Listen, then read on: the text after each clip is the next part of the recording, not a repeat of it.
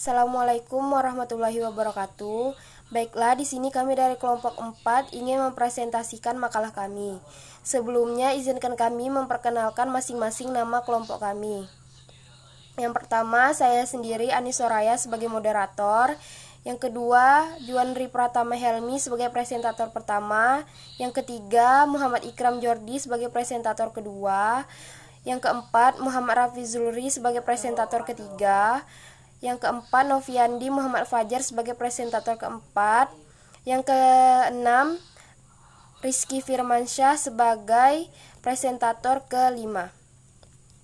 Baiklah, di sini kami membahas tentang Software Development Life Cycle atau yang lebih dikenal dengan SDLC.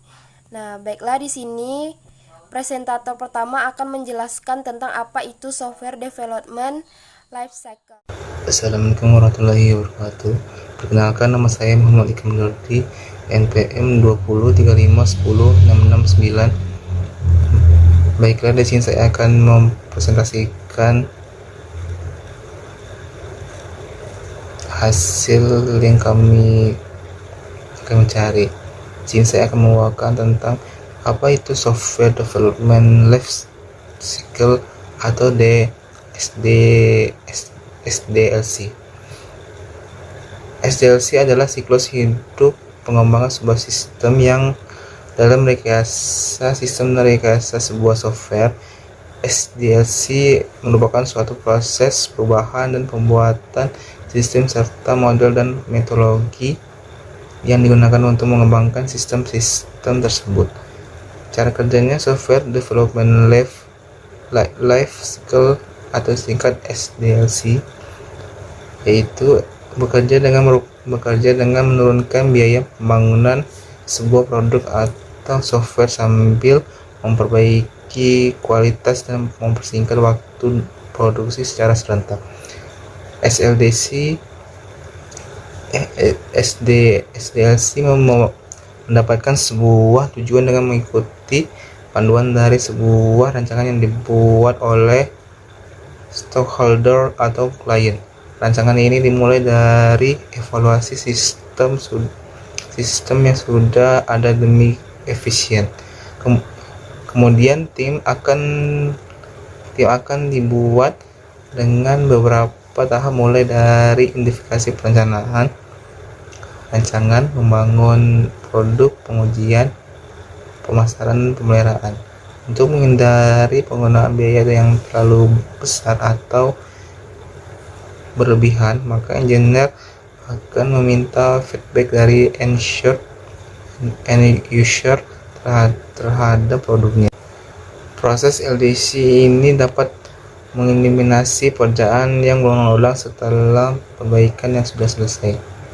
Demikian presentasi dari saya. Apabila ada kesalahan, mohon dimaafkan. Wassalamualaikum warahmatullahi wabarakatuh.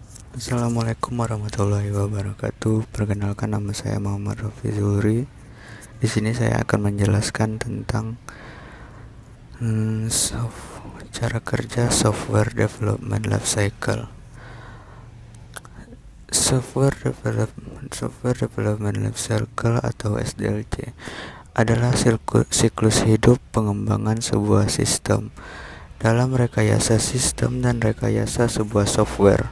SDLC merupakan suatu proses pengubahan dan pembuatan sistem serta model dan metodologi yang digunakan untuk mengembangkan sistem-sistem tersebut. Cara kerja Software Development Life Cycle. SDLC bekerja dengan menurunkan biaya pembangunan sebuah produk atau software sambil memperbaiki kualitas dan mempersingkat waktu produksi secara serentak. SDLC mendapatkan sebuah tujuan dengan mengikuti panduan dari sebuah ancaman yang dibuat oleh stakeholders atau klien. Rancangan ini dimulai dari evaluasi sistem yang sudah ada demi efisiensi. Kemudian, tim akan mendefinisikan persyaratan-persyaratan dari sistem yang baru.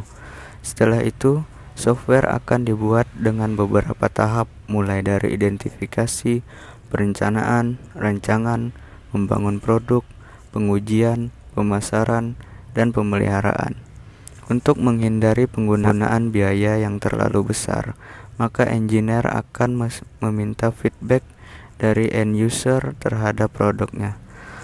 Proses SDLC ini dapat mengeliminasi pekerjaan yang berulang-ulang setelah perbaikan yang sudah selesai.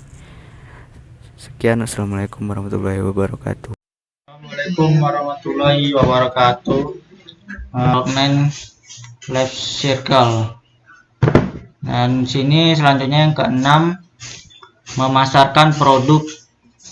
Jika pengujian sudah selesai, pemasaran produk mulai bisa dilakukan.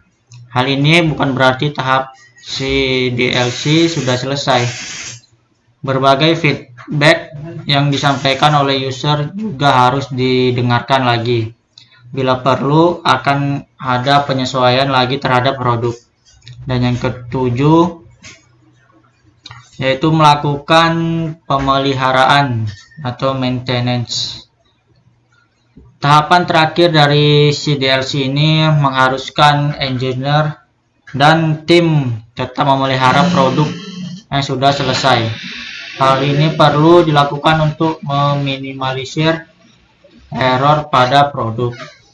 Baik, itu saja penjelasan dari saya. Selanjutnya dijelaskan oleh teman saya. Assalamualaikum warahmatullahi wabarakatuh. Perkenalkan, nama saya Juandri Pratama Hilmi dari kelompok 4 akan menjelaskan tentang model-model software development life cycle. Baiklah, yang pertama ialah waterfall model. Model SDLC ini dapat dikatakan merupakan model tertua dan tersingkat dalam penerapannya.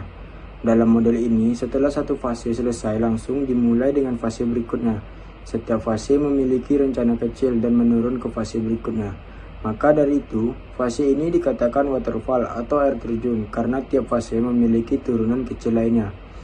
Namun, salah satu kekurangan dari model ini adalah jika ada satu detail kecil yang tertinggal dapat mempengaruhi keseluruhan rencana dan berakhir berantakan. Yang kedua ialah agile model. Model SDLC ini dapat memisahkan produk dengan proses dan waktu pengerjaannya secara cepat. Metodologi ini diyakini sangat efektif untuk keberhasilan penciptaan sebuah produk. Ketiga ialah iteratif model. Metode SDLC ini merupakan metode yang memiliki repetisi tinggi. Developer akan menciptakan produk dengan versi cepat dan pastinya murah. Yang keempat ialah V-shape model.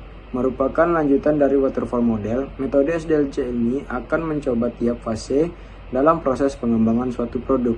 Baiklah, itu yang bisa saya sampaikan. Saya ucapkan Assalamualaikum warahmatullahi wabarakatuh. Assalamualaikum warahmatullahi wabarakatuh. Nama saya Rizky Firmansyah. Kali ini saya akan menjelaskan tentang SDLC, Software Development Life Cycle. Pada kesempatan kali ini saya akan menjelaskan tentang Big Bang Model dan Spiral Model.